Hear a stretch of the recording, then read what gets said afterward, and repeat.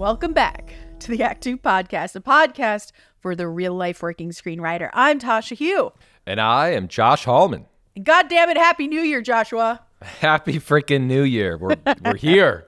It's a new year. New us. It's a new year. And despite the world crashing down around us, we are going to have one hell of a 2025 as screenwriters. I don't think the world's crashing down. It is. It's crashing. But I think what's cool is that some of our successes are going to be together because we're working on something together, and that's going to be very exciting. Oh, yeah.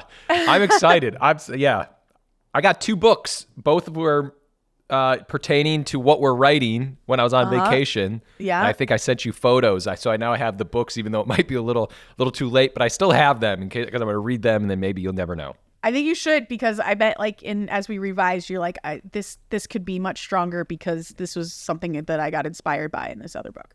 I agree. I love New Year's. You love New Year's. You pump me up even when I don't feel great about a new year, and I love it. And I feel like New Year's, it's like the whole world is before us. It's kind of like, do you remember like when you're a teenager and you're like, anything could happen in the future? Anything. Like it's just this open book.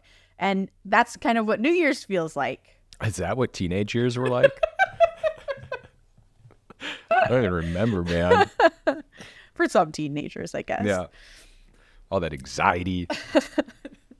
If you are new and you are here because you made a New Year's resolution to get more involved in the writing community, to take charge of your writing career more, thank you for joining us here at the Act Two podcast. Welcome to our community. We are a network of everyday working screenwriters, and this podcast is just one of the things that we do to engage with you, to help out our screenwriting community. This month, we're actually going to drop an episode about all the new things that are happening with Act Two, other ways for you to be involved, things we're doing to help advance your career, get you meeting other screenwriters, all of that stuff. For the new people, I am Tasha Hugh. I'm a feature and TV writer. I got my first show ever done as a showrunner last year, 2024. Wow. Tomb Raider, the animated series over at Netflix, was my first ever show that I wrote and produced and show ran, etc. Very excited about that. I'm a gamer. I'm a nerd. I write a lot of adaptations, primarily work in action, adventure, fantasy, sci-fi genres. Joshua, who are you? Well, that's a complicated question, Tasha. No, I'm a feature writer. I did write a pilot last year that went nowhere, but I'm going to say it's coming back again in 2025. It's on my list. Yeah, I love features. I love Spielberg. Back to the Future is my favorite movie. True Lies is my other favorite movie. I write in action thriller, action comedies. I don't know. What else is there to even say? Awesome Film Festival winner. There's stuff. There's just stuff in there. We've known each other for like 20 years at this point. Josh and I met in a writer's group, a paid writer's group that we did when I was an assistant. And you were some weird producer that I still don't understand what it was. Yeah, no, I covered that up. Listen, there was a time, we've told this story, I think, but we were in a group where we had to pay to be in the group, and we met each other that way with another group of some other people. And it was just weird. Could you imagine paying for a writer's group right now? And can you also remember who we were then? I mean, just bonkers. Babies doing weird things, making weird choices, writing weird fucking scripts. Yeah, for sure. When I first met Tasha, she made like a guacamole or a dip that I still think about. I'll have to remake it for you someday. Anyway, yeah, we're Act Two. That's who we are. I did a horrible intro, but yeah. It was terrible. But it's consistent with who you are, just like always remaining a mystery, even to your closest friends. Yeah, just right. Just stuff. We have some things to some sort of like house cleaning things, I guess. I won't call it that because it's more fun than that at the beginning of this. But then we're going to get into our favorite topic of the entire year. After that, it's downhill. But Joshua, I want to ask you, how was your time in London during Christmas? It was amazing. It was awesome. So I was in London, and it was one of those things where, you know how it is, where you go, you do like an 8-hour time change, and you were in Japan. That was like what, like a 12-hour? A lot. Well, whatever. We were there just for like a week, and we saw shows. Oh yeah. I was telling you that we walked around. I just stopped at different pubs, and I ate, and I drank a lot, And then we just kept walking. And then we just kept seeing more things. And it was amazing. And we were exploring. And I loved every moment of it. And it's still kind of been a little whirlwind where I'm looking back and I'm like, what did we do this Christmas? Like, Yeah. that was insane. I think the best part of your trip, if I may be so bold, Yeah, please. was that Amelia walked away from it, your daughter, loving Harry Potter. That's all I got out of what you texted me. This is not a joke. I have watched, like, in the past 3 days, like 5 Harry Potter movies. Just last night, we finished Deathly Hallows Part 2. Nice. She was so blown away by the idea that J.K. Rowling wrote Harry Potter in London. Because she, you know, we all know Harry Potter. Kids know Harry Potter, but she's starting to get into the books. She's now really enjoying the movies. And we went to London and, like, seeing the architecture and the areas and the alleys. And it's like, holy shit, this is based off of this. And her imagination was just exploded, running wild. That's so cool. Maybe like a little Tasha when you lived in London for quite some time. Just like, whoa. My imagination still explodes when I go there. Yeah. I think when I go anywhere in Europe, I love it so much there. Even in Japan, just anywhere. Anywhere not here is where my brain explodes. LA sucks. My brain still explodes here. But I'll say, it was a reminder, and I'm not saying like everybody should think this way or whatever, but I was talking to Amelia and she was like, oh my God, how did she wrote Harry Potter here? And I was like, and she's just a human being like everybody else with an imagination and just put the effort into writing this, no matter how someone might feel about whatever feelings they might have towards J.K. Rowling. She wrote this amazing series and it was great. It's a cool reminder to give your daughter. It feels unattainable, but she's just like everybody else. Yeah. This was just from a person who sat down to write. Yeah. No different. We're all the same. No different. I love that. I have a follow-up question. Did you get any work done while you were in London? So on the airplane ride home, I did a lot of thinking. I had this weird spec idea that is still floating around. Oh, yeah. Is it the one you sent me a picture of? Yeah. Okay. And I saw something in London that sparked it even more. I was like, oh, this could maybe be a spec. But I didn't get anything done. I got nothing done in London. And then on the plane ride home, I was like, maybe I can get some writing done. And I wrote you because I got finally the Wi-Fi connection. I was checking in. I'm like, hey, I can't get any writing done. I'm on an airplane. And I think your response was something along the lines of like, that's bullshit. You have X amount of hours, get some pages done. Yeah. And guess what? I got like 5 pages done on the airplane. Hell yeah. And all I asked for was 2. All you asked for was 2. Part of it was like, fucking Tasha. Hey, guess what? When I was on an airplane, I wrote 20 pages. So what are you doing, Josh? Oh my God, that's crazy. The variable on the airplane is the turbulence. Sure. Yeah, it's fair. Where you're like sometimes the plane's bouncing. And I'm like, is this plane going down? And I'm going to just go down writing pages? Die how you live, Joshua. So, that's what I got done. All right. That's really good. I'm glad you kept going.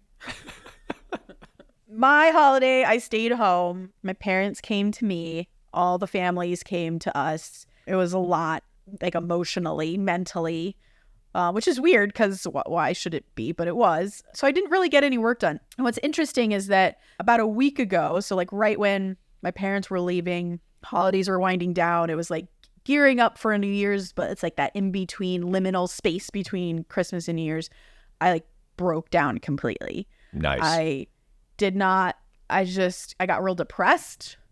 Which is totally my pattern, by the way. If I don't write, like I feel like a week of not writing is about when my body, my mental cracks and I start getting depressed. I start getting extremely irritable. Everyone was pissing me off and I just wanted to be alone. And it took me 2 days to recover from that. And I think part of what helped me recover was, I sound like a terrible person, but hey guys, I'm working on it. Part of what helped me recover is I started doing some work, and it was just reading. It was just reading something that was activating my brain.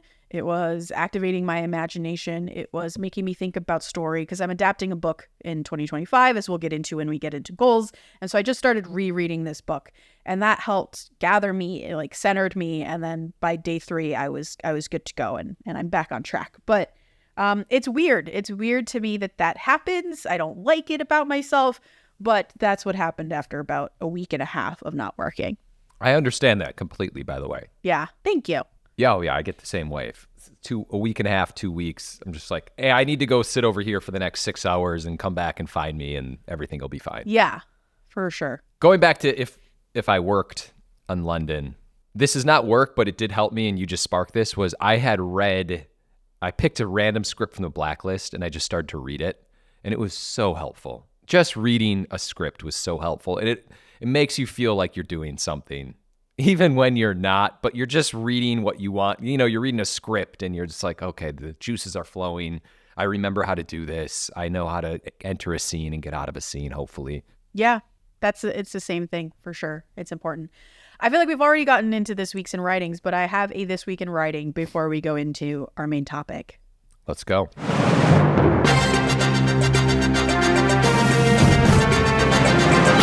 This week in writing. So I texted this to you. I was very excited. You were not as excited as I was. And Paul was definitely 0% excited about this. But I'm excited. So I'm going to talk about it. I found a new way to break down books. So as I said, I'm adapting a book this year. It's something I got an option to. It's the first ever time I got an option to something. Maybe we do an episode about that. Yeah. We did, however, do kind of an episode about this with our buddy Steve Desmond earlier in the year in 2024. So take a look at that if you're interested and curious about that idea. So I'm adapting this book. It's your option. You went out and got it yourself. I went out and got it myself. I had like 50 questions about this, but I just let it go because you so casually were like, I finally got the option on this book, and I was like, I guess I can't ask this right now. I couldn't remember how much I talked to you about it. Yeah, I just reached out to the author, and then the rest is another episode of this podcast. Wow. But before, when I have adapted books, I have simply read through and like highlighted things and then typed those things I highlighted into a document that I call book notes. And I just have this running document of like things I want to remember from the book. And it sometimes is something a character says, which is so specific and so great, or something that they do. It's rarely plot stuff because I feel like when I read the book, I'm like absorbing the plot and I know the plot. And I kind of want to take the plot, put it over there from the book and try to remember what stood out to me in reading it. And that should be the plot of the movie, right? Like the memorable turning points and pieces and emotional parts, that should be the movie. So I've never done this version before, which I really like, which is I took a Word document, I made 2 columns that are outlined in borders, and the column on the right are all the beats in the book. So I'm rereading the book and I'm writing all the beats down. Sometimes I'll even write dialogue if the dialogue is really poignant or specific or something that I really want to try to maintain in my version. And on the left side, in a different color, I am writing down parallel to like all these scenes that happen in the book. Parallel to that, I will put down what I actually will put in the movie. And it's usually not all the same beats, almost never the same beats. And it's sometimes combining beats. So I'm starting to do that work in my head on the page, and they're parallel to each other so I can see them both and reference both when I start getting into the outline. And I love it. And I'm excited about it. And no one else cares. No, I care. I saw it. I was like, that's cool. That seems time consuming, but that's cool. It is time consuming. I'm happy about your new thing. Fuck I know. You. I did have one very small thought. This isn't you know what? We can just go into our main topic. Okay. Our topic. Again, best topic of the year. No other episode will be as good as this episode. Oh, this is our first episode of the year, by the way. Today we are talking about our 2025 screenwriting goals, and more specifically, how we plan on achieving them. Josh and I are big proponents of having goals just as human beings, but also as screenwriters. And I think the biggest hurdle to being a screenwriter is giving up. And the best way to prevent yourself from giving up is to make forward strides. Whether that's improving your craft, it's making it to the finals of a contest, getting a rep, selling a spec, making it to production, whatever it is in between and beyond those things. Every little victory gives us the confidence to keep going.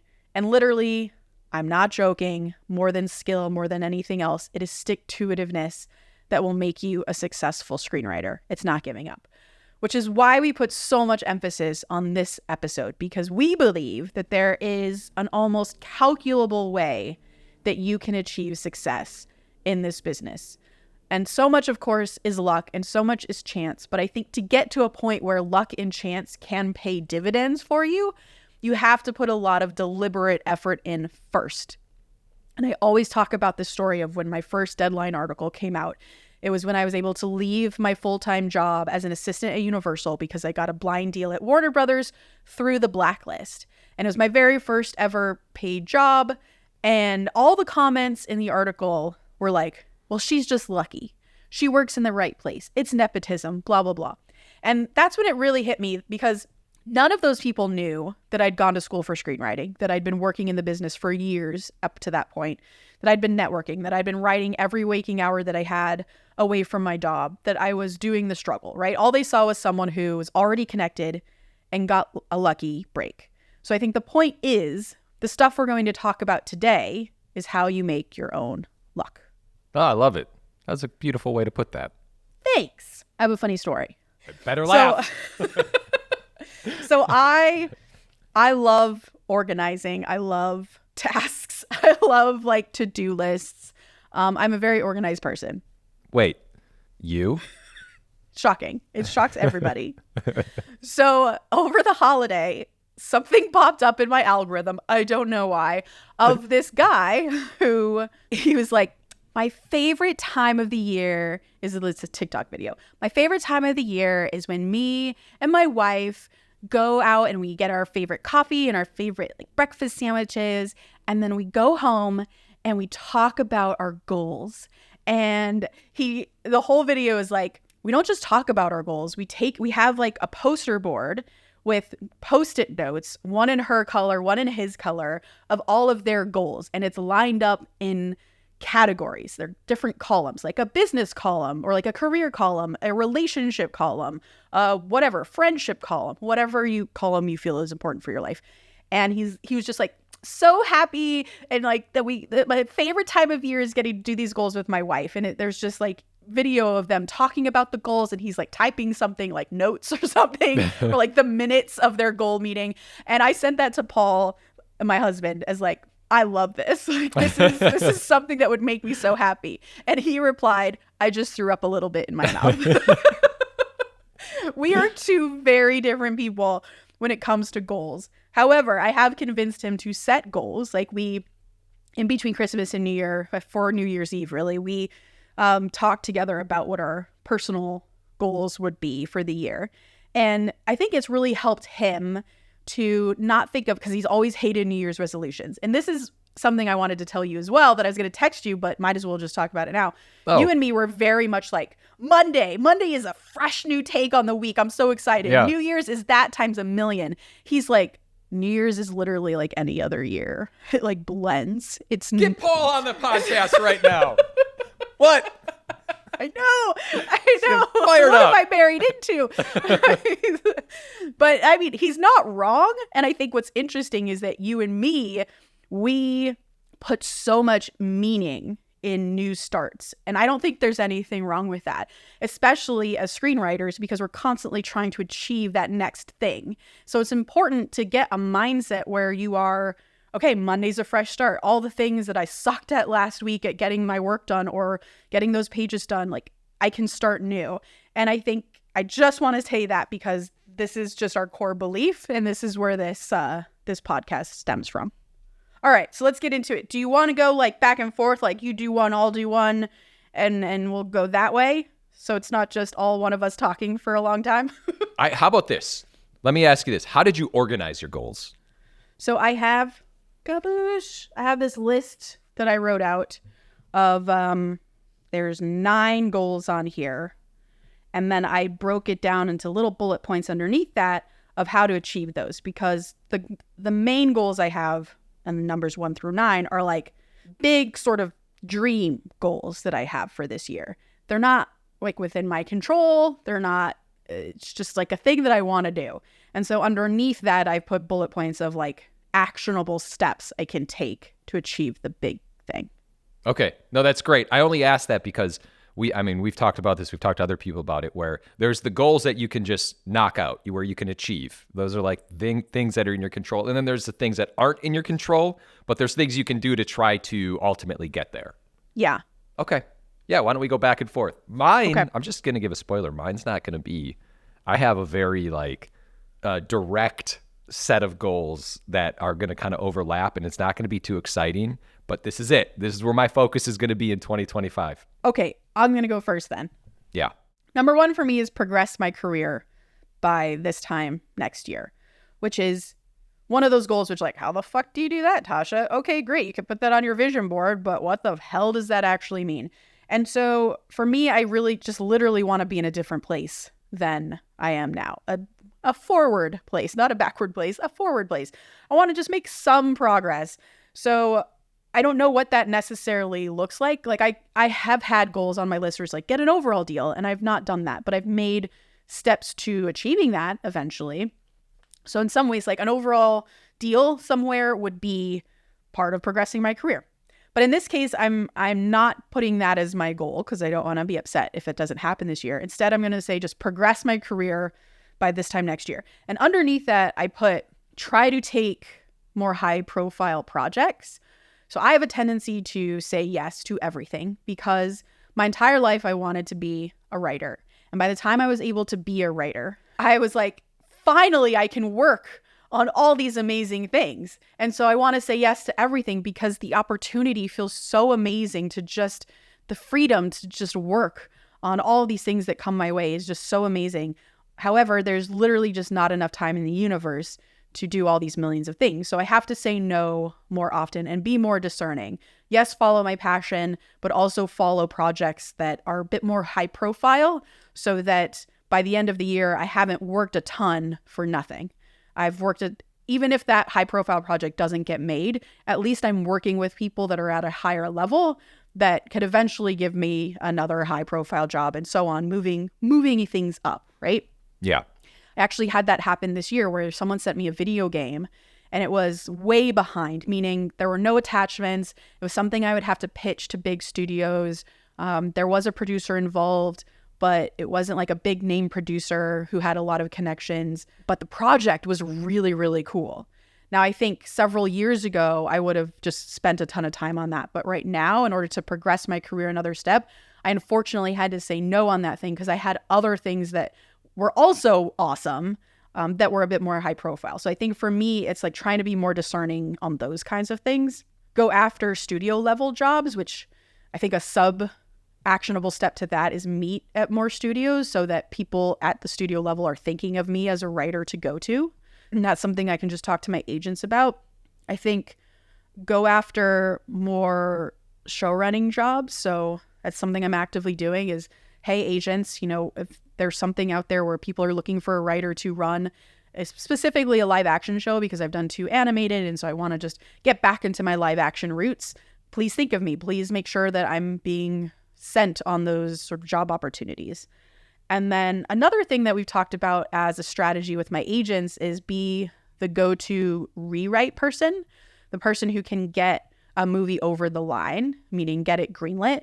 If it's been in development for a long time and they just need that writer to make it producible and make it kind of all come together, be that person, because that go-to person then becomes the person who gets the bigger movies, who gets the original ideas. So that's something that is on my radar as potentially progressing my career. And then finally, like the bigger actionable step that will make all of these possible is put together a plan with my agents for the year of what they need to be doing, what I need to be doing, and how those two things can coalesce. So that is my big goal, progress my career, and then the actionable steps underneath that. That's amazing. It scares me. No, don't let it scare you. It intimidates me is what it does. Do you have a call already set up with your reps? No, but I will have something set in either January or February for that, for sure. Okay. Yes, the big picture of I think for everybody would be to progress career. I'm not saying that in a bad way. I'm saying because I actually wrote the exact same thing down. Yeah. No, it's a good one. And I did just like step on your toes and be like, yeah, I'm taking that.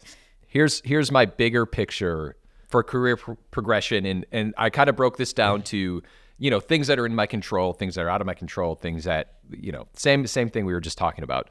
Yeah. Tasha, this year, I'm going all specs. Yeah. That's it. I'm going, just like the blinders are on.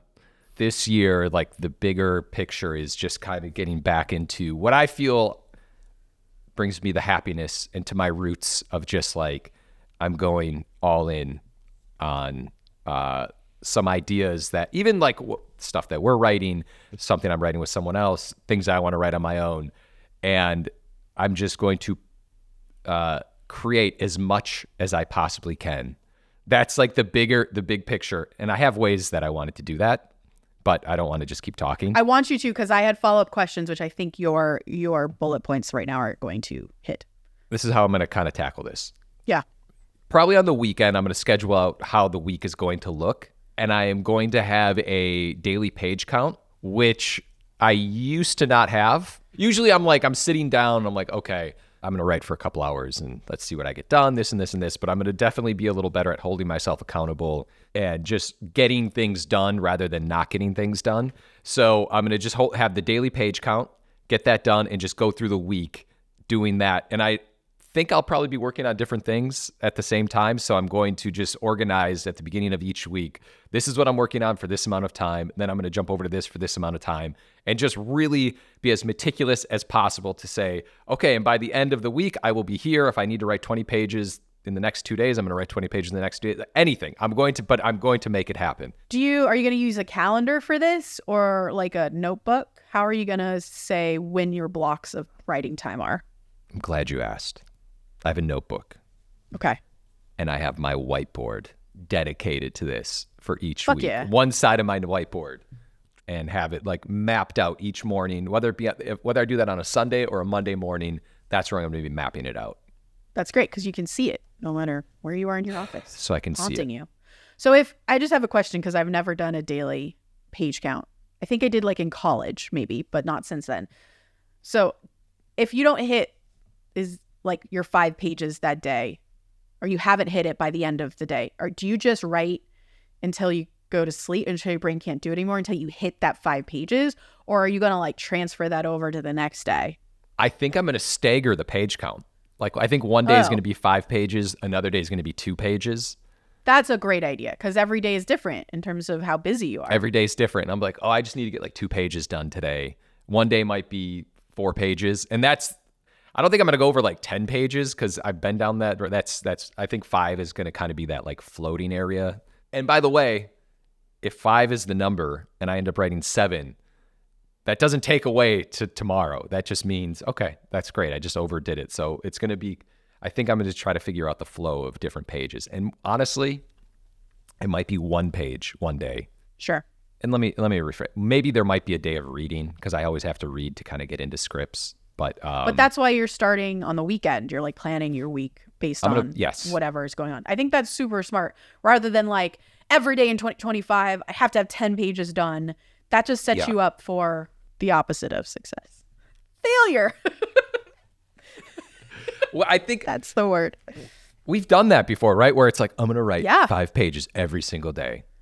That just doesn't happen for me anymore. Like it just full stop doesn't happen. And there's life things that happen that come in the way that you're just like, I can't focus today. I can only write 1 page. Yeah.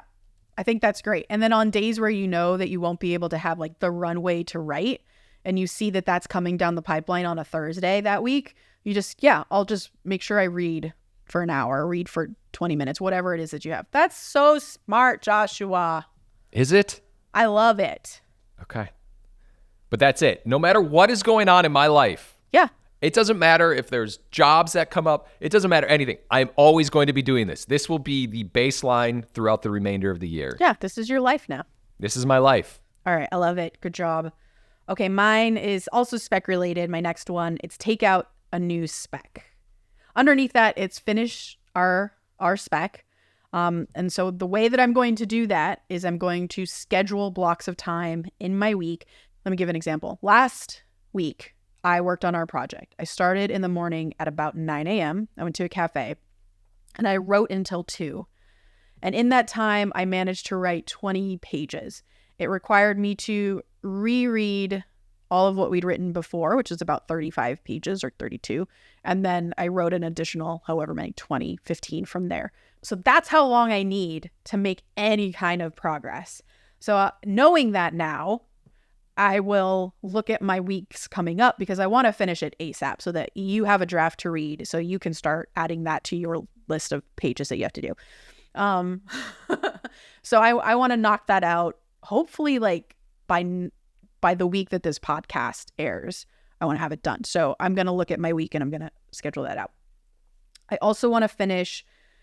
I'm going to not say the whole spec for the other project I'm working on with Dave, friend of the podcast, because I don't want to set myself up for failure there, but I do want to finish our outline. So have or treatment, have a very organized treatment of what that spec is by the end of the year so that I can then break that outline up and assign myself chunks, assign Dave chunks, and then say, this is our timeline based on this outline. This is how long I think it should take us to get that fucking done.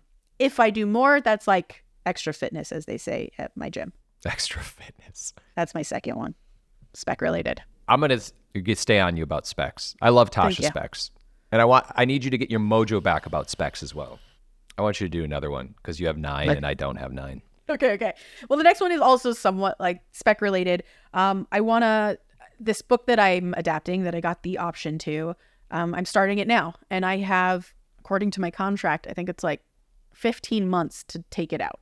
That means finishing the script, getting notes on it, revising it, and then taking it to market and selling it within 15 months. So I have to do all of that within that time. So by the end of this year, I absolutely have to have it done because I need, a window to try to take it out and sell it. That is, I have to do that. So that is part of a new spec. And that's part of, I'm going to be doing what I said I'm going to be doing for Josh's spec that we're working on, which is schedule and time to get that shit done every week. Let me ask you, what happens if you finish the script and you don't sell it? Then we go our separate ways, part as friends. Yeah, and the script remains mine and his book remains his, and we hope to work again in some other capacity. I didn't say that because I know it's going to happen, and it's going to happen. But I only said that just from the option point of view, but it if you're that far in the script and you need more time, I'm sure it can be extended. Yes, I'm sure it's up to the author whether he wants to extend it or not. And I'm sure that at that point, if there's a finished script that he likes, he'll be like, yeah, let's give her more time so that we can try to sell it. But that's the risk versus reward conversation you have to have with yourself when you do option something like this, which is you're going to spend a year of your life working on this thing, loving it, dreaming about it, and then you may not sell it. And what happens then? I guess you just move on with your life because that's part of our job. My next one is meeting related. Oh, okay. Yeah. I wrote down a few people that I want to meet with. I always do this every year. I don't know why this one's that important to me, but it's just always good to get there's certain people I think to pinpoint. And I guess the best way to go about doing this is just talk to the reps, say, these are the people you want to meet with. Honestly, what's probably going to happen is my reps are going to be like, okay, we need new material to show them, or I hate that response. Yeah, that's happened before. And so that sometimes you can just kind of circumvent that. But there's a group of people that I want to meet with. I've written them the names down. I'm going to kind of see where I'm at in 4 months if I've met with them or not. And then I'll just kind of push and try to make it happen myself. Yeah. If the reps can't make it happen. I hate that response of you need new material to It's meet the dumbest with someone. Response ever. Because guess what? They probably haven't. You've never met with them, so they've not read your old material either. To them, that's new. And by the way, I just put this on. I don't even know if the meeting with someone thing is it's just something that's carried over in my life forever in the screenwriting and the entertainment world. I think it's great. You have to always meet with new people. You have to, and especially having it targeted like that, where it's a goal for your year, I think is fantastic because I'm sure the people on your list are people that make sense for you in your career. Because my manager is always telling me to do this, is put together a list of the top 5 producers of the movies that you love and the TV shows that you love. And then we'll make a point to get you into their world so that they are aware of you, so that when they have new material that's as good as that, you're right there in their brain. So it's absolutely necessary. I feel like sometimes you put your head down, you're just like working, you're writing, and it's easy to forget that you need to constantly be connecting with people in the world because you will just kind of disappear. For sure. Okay. My next one is I have a pitch that I want to take to Disney that I met with the Disney exec last year. I very soft pitched the idea that I had, and she was like, go for it. Let me know when it's done. That sounds really exciting. It sounds like something we would do. When you're ready to show me anything, let me know. Yeah. So I gotta do that. And again, it's just scheduling time to work on this because I don't get paid for this, right? I don't get paid for the book I'm optioning either, that script, but again, I have a deadline and it's in my interest to do that. So it's harder to work on something you're not getting paid for. Yeah. And this one in particular requires a lot of research. It requires a lot of, the same as it does writing a spec, right? It's like starting at ground zero, and then how do you build a story out of just a really great concept? So it's a lot of work, and I just got to schedule it in. I just got to take that time and be that diligent about it. So that's a goal for sure. And it's just to pitch it. I don't want to set myself up for failure there. I think ideally, if I pitch it and she's like, no, not for me, then I would write this on spec and try to sell it. But that is down the line. I'm going to focus first on the pitch part. Oh, I love it. So I know this still falls into my spec territory, and I hadn't even talked about how many different specs that I was kind of planning to get into the world. But there's one thing that I brought this up earlier. My freaking pilot that will always be in my life. I need to figure this out, Tasha. Okay. That's it. This year, I'm going to figure out the goddamn hook of this thing. And this is basically, I have this idea of a world in which I want to set the show in. Yeah. And I'm just bringing this up. You already know this. And wrote this pilot. And it was a little, there wasn't much of a hook. It was just these people existing, and maybe it's already been done before. So I've just been thinking, I'm like, there has to be like a entry point into this world that I'm like not seeing. And I'm going to really just take a little more time to think about this, because I have to figure this out for my own personal sanity, because I just really like the world, and I know there's some good stories and characters, and that's a carryover from last year.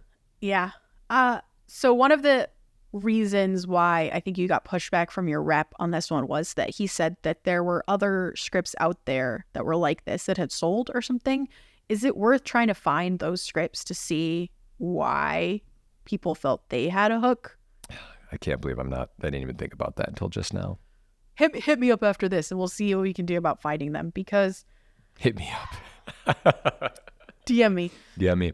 I just feel like your script is very good, and the world that Josh is talking about is something that he's very familiar with, that I feel like he's such the right person to write this, because he's just always talking about it, texting me about it before even writing this pilot. It's just right for him. So I believe in this.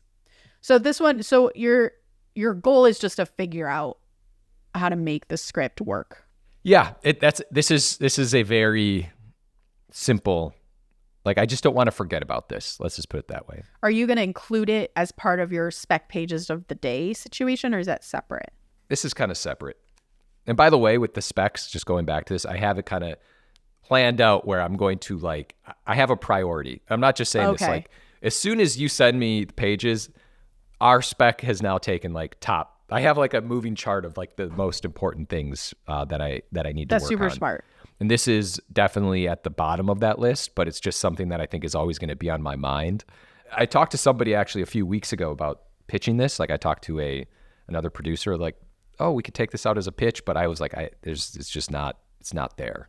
A pitch might actually be a good idea, because I feel like you could talk so much about personal stories and your experiences that will prove to the buyer that you're an expert in this field. But I understand what you're saying. You still need to figure out what that thing is. The entry point is. Yeah. Rather than like, oh, this cool world where I have all these good stories of this and that. Yeah. So to that point about working on multiple specs that have different priorities, when you think about your schedule for the week, yeah, are you then saying potentially that, like, okay, Monday is 5 pages because I have a lot more free time on priority number 1 spec, and day 2 let's just say it's 2 pages. Like you just have, it's 2 pages on Tuesday. It doesn't matter what script it is. But because you're kind of tired, maybe your brain is tired after Monday of those 5 pages, can the 2 pages the next day be like priority number 2 spec?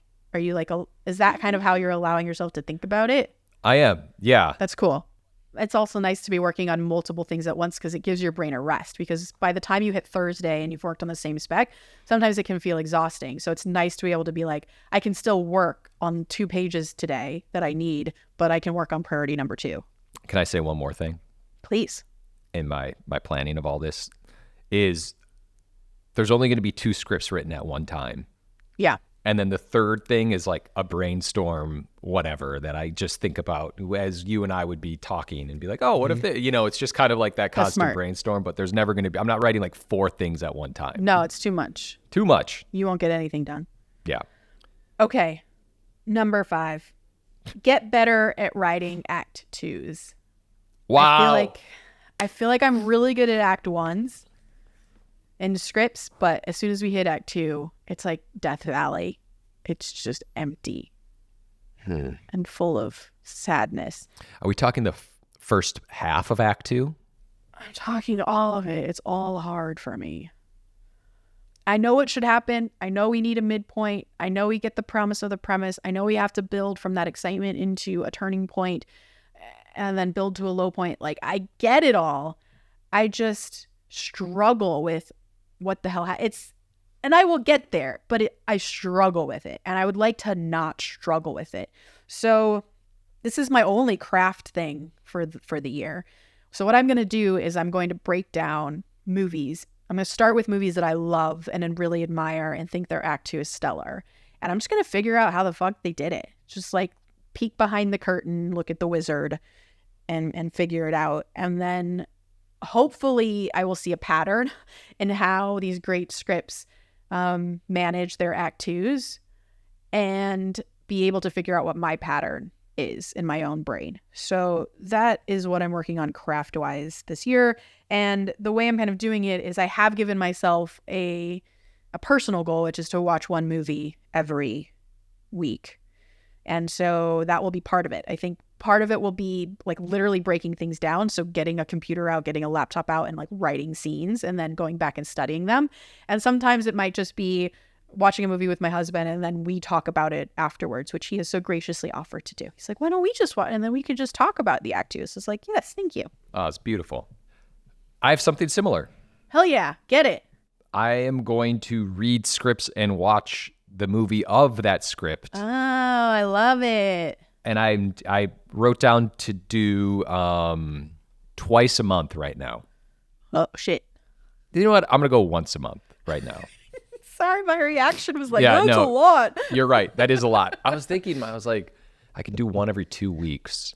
I think it just becomes a chore if you're doing. It does. Yeah. It's one right after the other, after the other. Yeah. For the exact same reason. I think I just want to be a little better at just seeing the dialogue to screen and where things are cut. Well, I've done this before. Yeah, I just want to make a conscious effort to do it a little better. And what you were saying about act 2, I always think about myself. I need to get better after the midpoint of things and like actually working up to that midpoint, like kind of bring it into the third act. So maybe I'll keep a better eye. I'm going to write this down on how that works within the things that I'm reading. That's definitely like the deadliest part of the Death Valley is midpoint to low point, because you can get real rough in there. Not just our problem, I don't think. I think this is like a major problem for a lot of people. It is. And movies you can watch right now. Yeah, for sure. Movies that have come out. It's like, where's your act 2 going? Okay. Number 6, positive affirmations daily. Oh. 3 of them per day. I don't know why. 3 different ones? 3. Is that bad? I've never done positive affirmations before, so I don't know how they work, how I should do them. Have you done them? Have I done positive? Yeah, of course I have. Okay, and as we talked about in the last podcast, you and I talk a lot about how athletes, professional athletes who work at like an elite level, they are nothing but positive affirmations. They're just incarnate, right? So how there's positive affirmations before like going into a pitch, which is fine. Like I got that down, whatever. But the positive affirmations per day that drive you, that stop you from being insecure, that stop you from stopping writing something, that just keep you going and make you sure and confident that you can do this as a job. Like, what does that look like, do you think? I think that, in kind of going back into sports, athletes, I think it's kind of like, hey, you're doing all right. You're doing great. You're fine. You're going to get going. You're going to it's rather than just being like, I'm behind. I suck. Right. Negative talk. Negative, that stuff. It does kind of eat at you. Yeah. I don't know if this is a positive affirmation, but I still just kind of operate off of the, I'm awake. I'm alive. I'm healthy. I could just fucking do this. And I'm like very fortunate that I live in Los Angeles and can do this. Yeah. So don't waste your time, you idiot. Don't waste your time. Yeah. Small tangent. Yeah, please. I read an article last night about how psychologists have done studies about how social media, is an addiction the way that alcohol is an addiction or drugs is addiction. And that taking your brain off of social media heals your brain the same way that being off of alcohol and being off of drugs can heal your brain. And simply doing it for a week, though they recommend 4 weeks, which is always like 4 weeks is what you need to help change your habit. But even just being off for a few days to a week helps people clinically with their self-esteem and their confidence and their self-worth.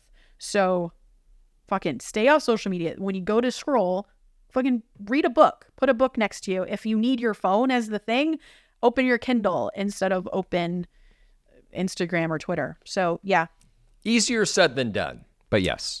Make it a goal. Make it a freaking goal. So the positive affirmation. Yeah. 3 different ones each day.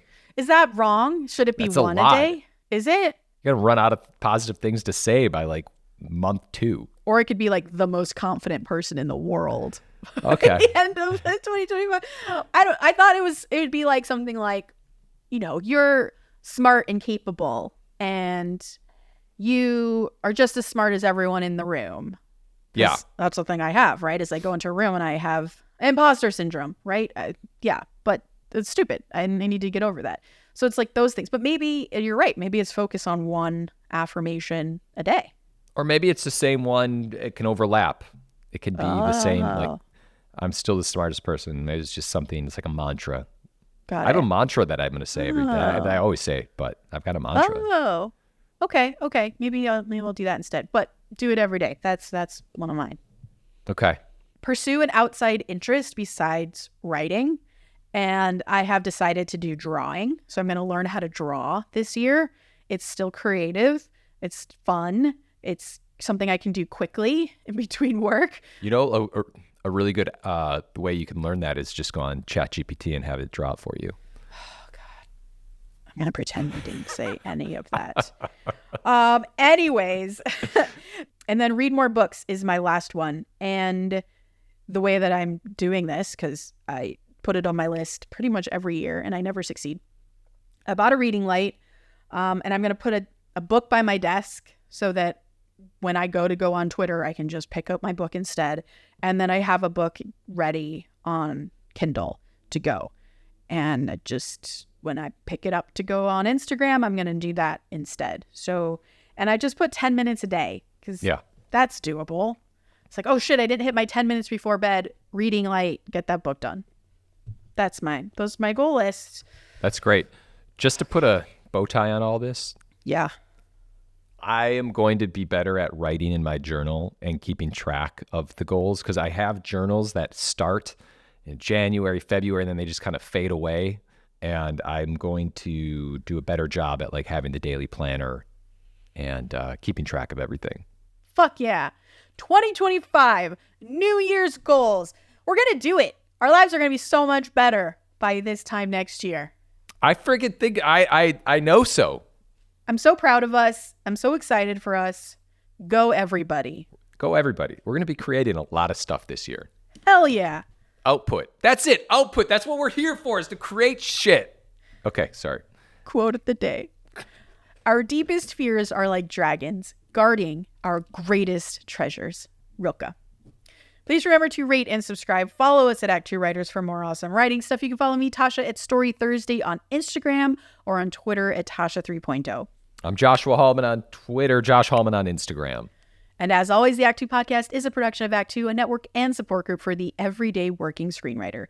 This episode was edited by Paul Lundquist.